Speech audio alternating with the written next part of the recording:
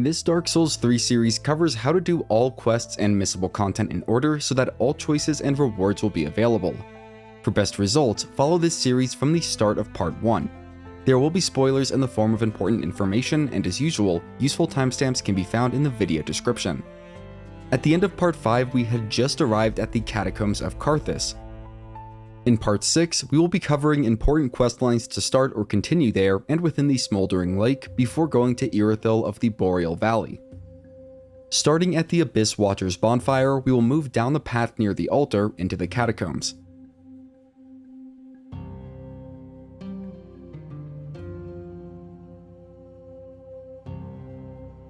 Halfway across the first bridge, we can roll down to an area on our left. Just ahead, we will find the Carthus Pyromancy Tome.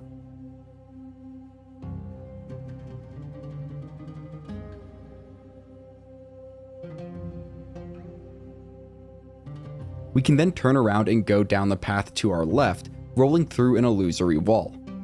Going to the right, we will make our way through 2 chambers, then down a short staircase to reach Anri.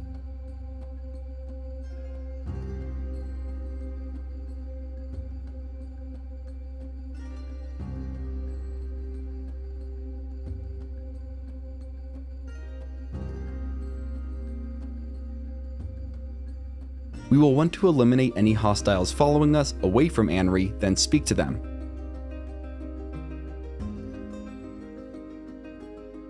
We can answer their question, then go back up the stairs we came down.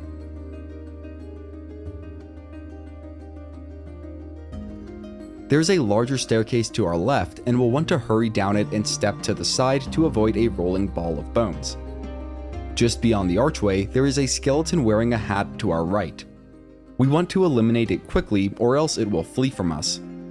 After it's defeated, the rolling ball of bones will explode the next time it hits the bars at the bottom of its path, dropping an undead bone shard.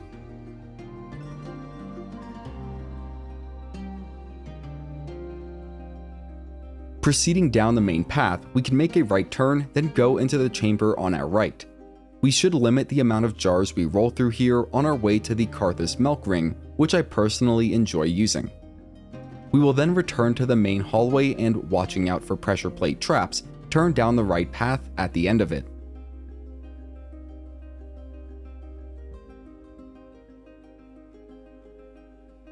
Again, there is another pressure plate to watch out for as we move down this path and go down the first hallway on our right. Another rolling ball of bones will begin moving as we run to the Catacombs of Carthus Bonfire.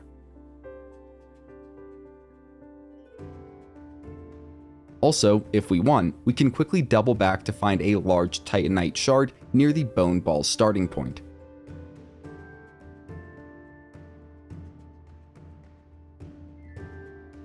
Now is a good time for a quick trip to Firelink Shrine. We can burn our undead bone shard there and give the Carthus Pyromancy Tome to Cornyx. And don't worry about the other Pyromancy Tomes that can be seen here, as we will be getting those later in this video. In addition, we should have 4 large Titanite shards now, which is enough to upgrade a weapon of our choosing to +5. Starting at the Catacombs of Carthus Bonfire, we will move forward and down the stairs to our left.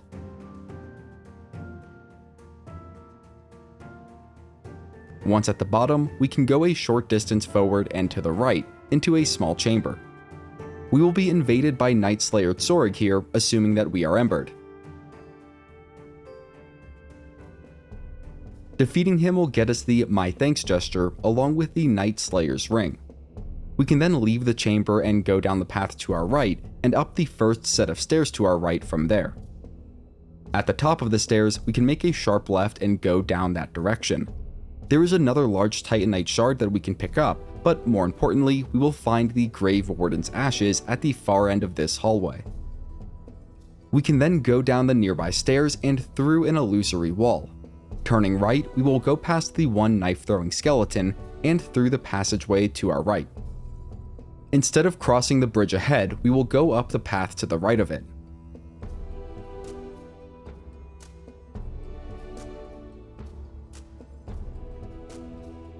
Make sure no skeletons are following, then speak with Anri near the end of it.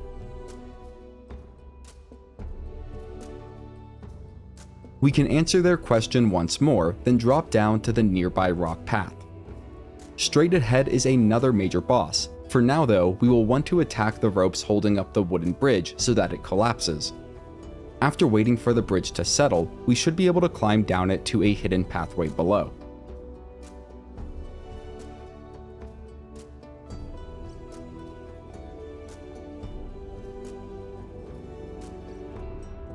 In the following chamber, we will find another burning demon, like the one that we fought with Siegvard. This one, however, will drop the soul of a demon when defeated, which can be turned into Llewellyn for one of 2 unique rewards. Going further down this path, we can pick up a large Titanite shard along with the Witch's Ring and Old Sage's Blindfold before discovering the abandoned tomb Bonfire.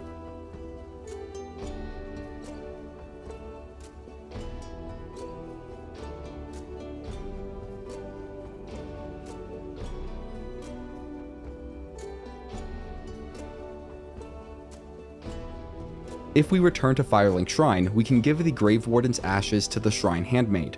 Doing so will allow us to buy an unlimited number of standard Titanite shards from her shop. This is also a good time to spend our souls on levels.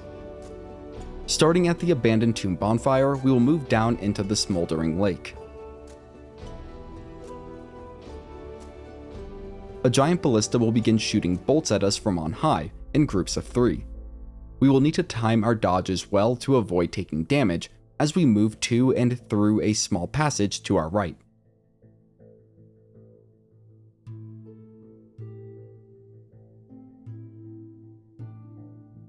We can get a Twinkling Titanite and Titanite chunk while moving down this path, and at the end of it, we will find a hostile Horace the Hushed.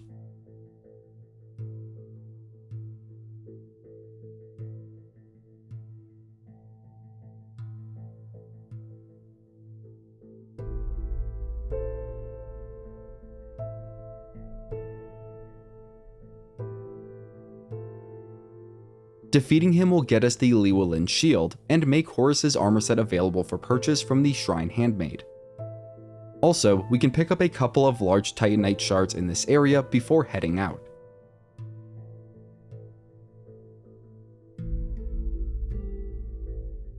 Once we are out of the cave, we will turn left and move towards the fog door in the distance, although we won't be going through it just yet.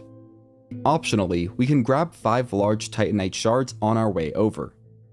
Now might be a good time to pause if you want to avoid minor spoilers, but it may also result in your death.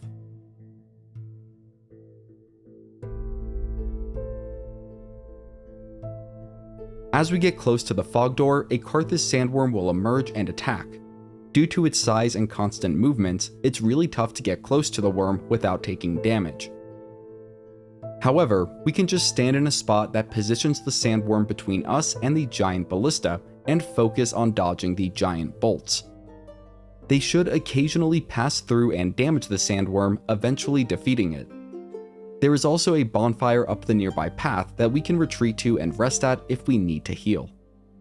Once the sandworm is defeated, we will get the lightning stake spell along with another undead bone shard. We can then make our way up the nearby path to discover the Demon Ruins bonfire.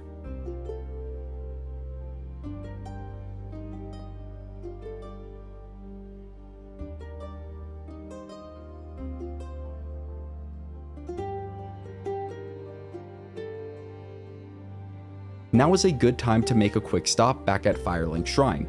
We should have more than enough large Titanite shards to reinforce a weapon of our choosing to +6.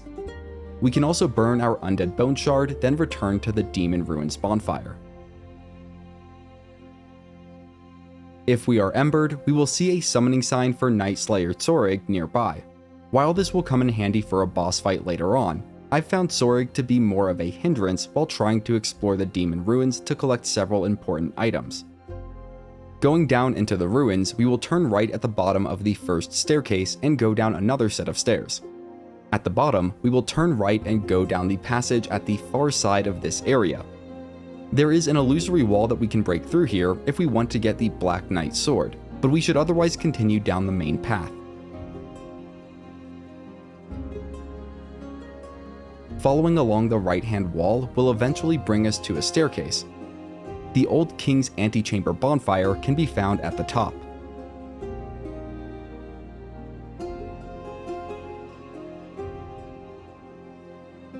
Before continuing, I want to give a quick note about the 2 lava pits in this area that we will be seeing soon, and how to get the items therein.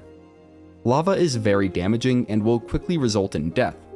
That said, fire resistance and a good fire blocking shield can actually reduce the damage taken and make it more survivable. However, blocking is directional, and so the lava can only be blocked while facing a certain direction, and you must start blocking before entering the lava.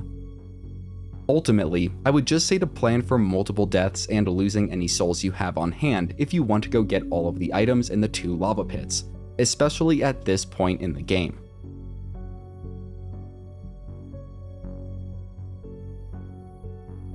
Getting back on track, from the Old King's Antechamber Bonfire, we can go down the hallway that is right next to it to find the Izalith Pyromancy Tome.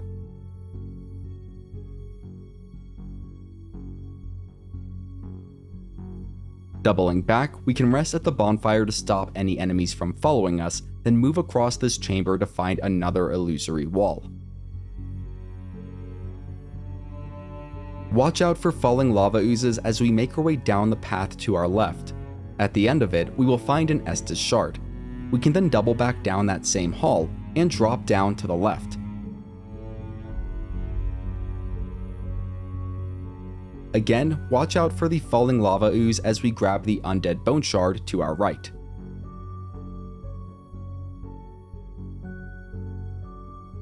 After grabbing it, we can move down to the far side of this area. This time, however, we will go down the last hallway to our right. Do not move too far straight ahead there unless you want to fall into a pit of lava. Instead, we will go down the first hall on our right. Directly ahead is another illusory wall, which we can roll through to find the Quelana Pyromancy Tome.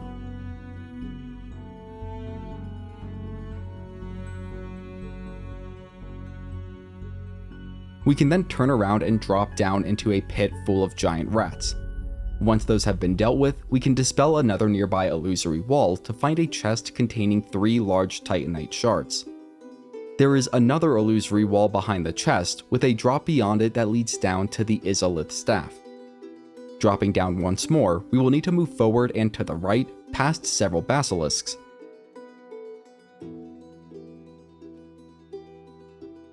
A wide staircase should be visible ahead, but there is also a small path to the left of it that will lead us to the true form of Night Slayer Tsorig.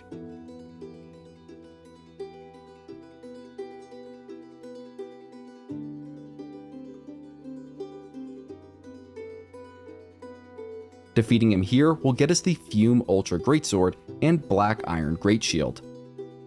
After doing that, we can return to that initial wide staircase that we saw and cross the bridge beyond it.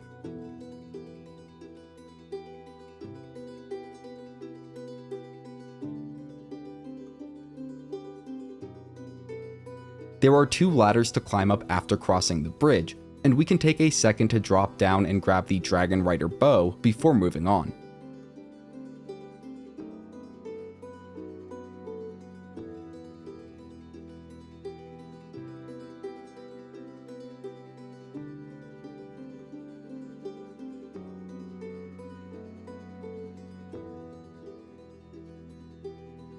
We will emerge near the giant Ballista and can sneak around to the left to get there more safely.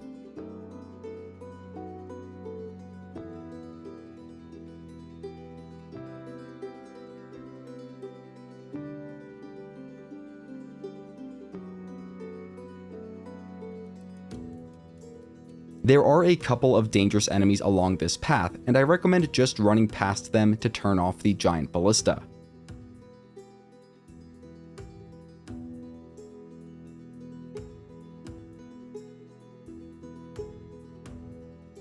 You can fight them after if you want, or just do what I did and run away, dropping down a few survivable falls to reach the ground floor of Smouldering Lake.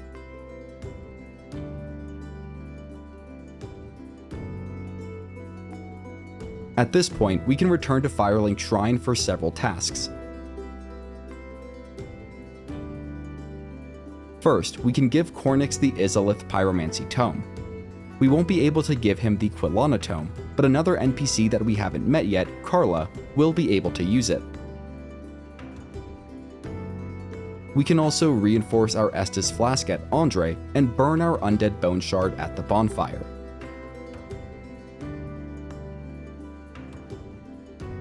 Starting at the Demon Ruins bonfire, we can summon Night Slayer Tsorig if we are embered, then go up the nearby steps and toward the fog door.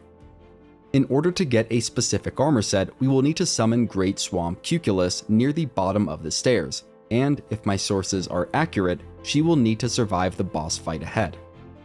Be sure to equip the Symbol of Avarice after defeating the boss if you have it for a boost in souls gained, and you can pause now to avoid spoilers about the boss fight.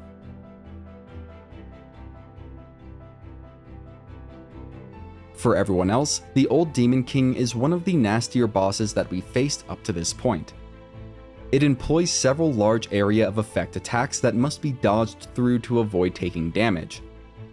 Also, given that we are trying to keep the Great Swamp Cuculus NPC alive, we can't afford to play things slow and safe. I personally relied on overwhelming offense and heavy attacks, mixed in with a few dodge rolls when necessary.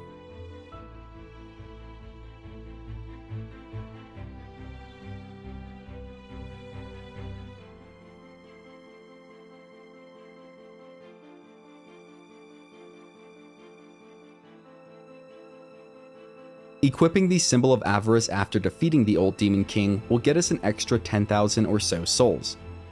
We will also get the Soul of the Old Demon King, which can be given to Llewellyn for one of 2 unique rewards. We can make a quick stop at Firelink Shrine to spend our souls. Going to the cliff underside bonfire, we can make our way up to where we originally found Cornyx.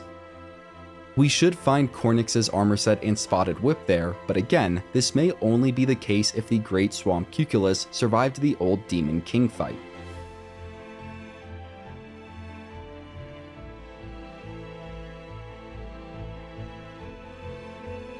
Next up, we will start at the Catacombs of Carthus bonfire and retrace our steps to where we found Anri, near the collapsible wooden bridge.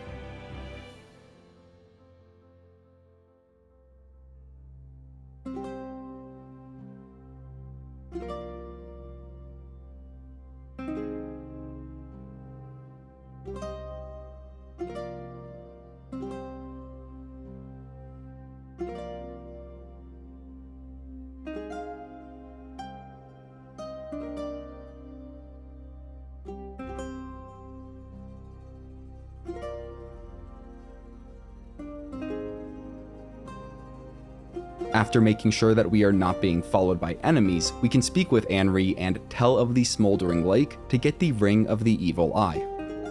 We can then drop down to the stone path below and go down the following hallway to reach the next major boss fight. The battle is started by touching the goblet in the chamber.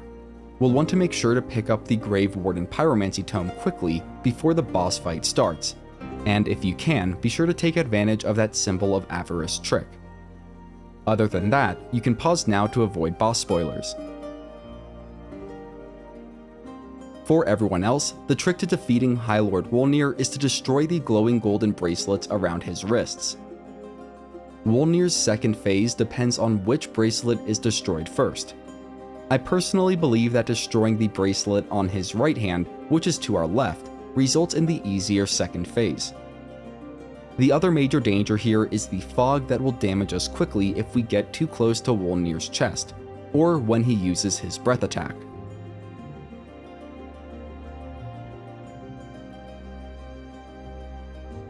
I would recommend avoiding and disregarding the skeleton mobs that spawn during the second phase of the fight, and just focus on destroying Wolnir's bracelets as quickly as possible. Once Wolnir is defeated, we can quickly equip our Symbol of Avarice to get another 12,000 or so souls. We will also get the Soul of High Lord Wolnir, which can be given to Llewellyn for one of 2 unique rewards. I recommend discovering the nearby bonfire before returning to Firelink Shrine to spend souls on more levels. We can then move up the stairs beyond the High Lord Wolnir bonfire to enter the Boreal Valley. I personally thought this was a really cool moment of the game, so I recommend pausing until you discover the next bonfire to avoid spoilers. If you are having trouble or need any clarification on what was covered in this video, you can reach out to me in the comments where I will do my best to help. Irithyll of the Boreal Valley will be covered in part 7 of this series. You can find that over on my channel, and if you're new, consider subscribing. You're helping me feed my cat, her name's Marshmallow. Have a great day if you're here today, have a great Wednesday, and as always, thanks for watching.